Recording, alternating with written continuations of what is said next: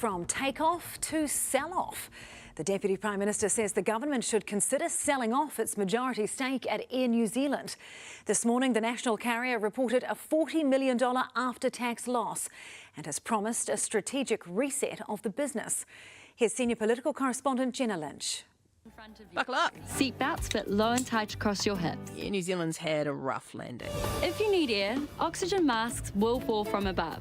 And the bosses might want to take an extra deep breath today because after they posted a $40 million loss, the Deputy Prime Minister is floating the prospect of flogging it off.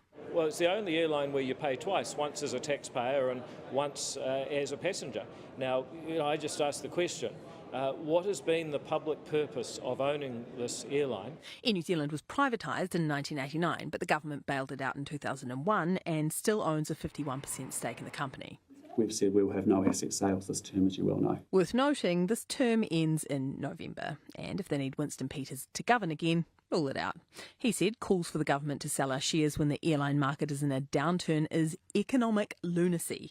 Air New Zealand is our national carrier and a national asset. As the majority shareholder, the government should be backing its future rather than dragging it down and hocking it off. But aviation expert Irene King agrees the government is a bad owner. But you cannot regulate efficiently and own effectively.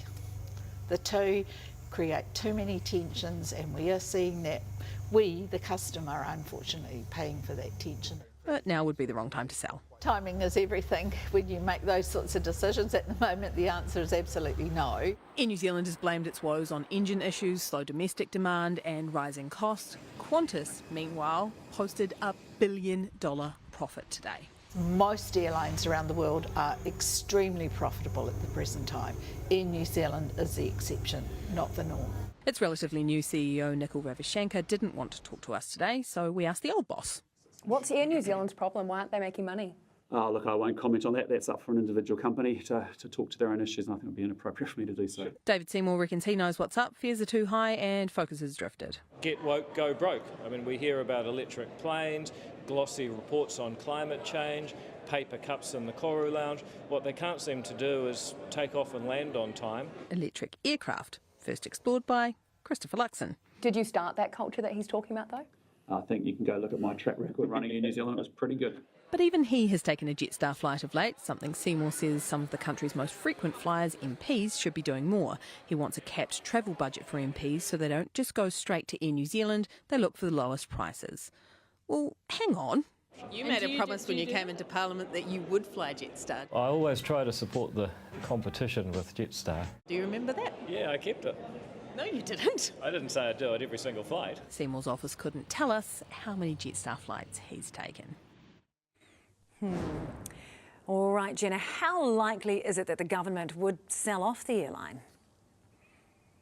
Well, sounding like with Winston Peters around, absolutely not. Over on the other side, Labor as recently as October was refusing to take a position on whether or not they'd put Air New Zealand on the block to pay for part of their future fund to invest in infrastructure and Kiwi startups. But today they did take a position on this, saying that Air New Zealand is critical national infrastructure and the government should not be selling the shares. Barbara Edmonds said it's not just about short-term profits, it connects our regions and underpins our economy. Now, if you think this is the last you are going to hear of this, think again. Asset sales have only been ruled out by National for this term of government. So it seems more and more likely that they are going to campaign on some form of asset sales policy in this election. They just haven't said what assets. Air New Zealand is a new one from Seymour, but this is ACT's wheelhouse. They don't believe the government should own all that much at all. And so what we're likely to see from that party is pitching pieces of the family silver for others to rule in or rule out, hocking off all the way to election day. Well, for more on this, we're joined by Stuff's Money editor, Damien Venuto. Kia ora, Damien. So a $40 million after-tax loss, that is no joke. What's going on here? The one thing I would say, Sam, is that this loss has been quite well telegraphed.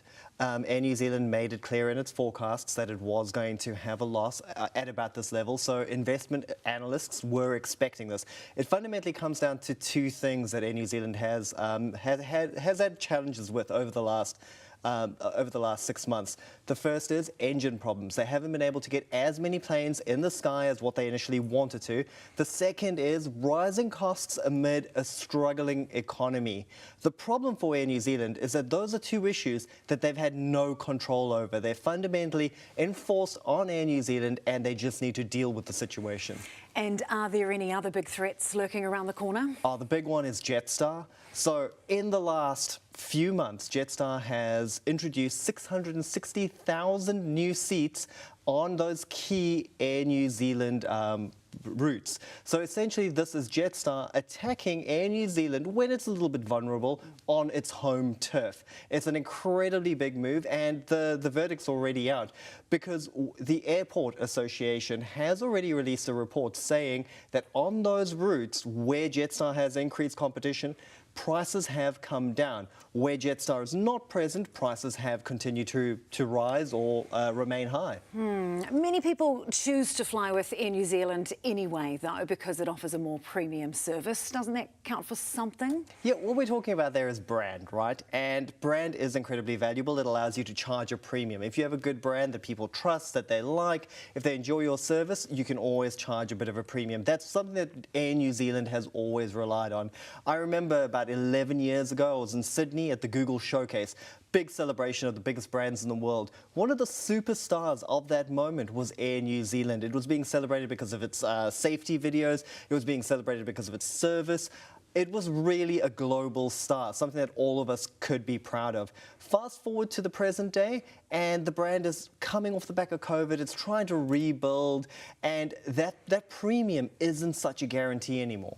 And Damien, is there anything else that Air New Zealand could be worried about heading down the pipeline?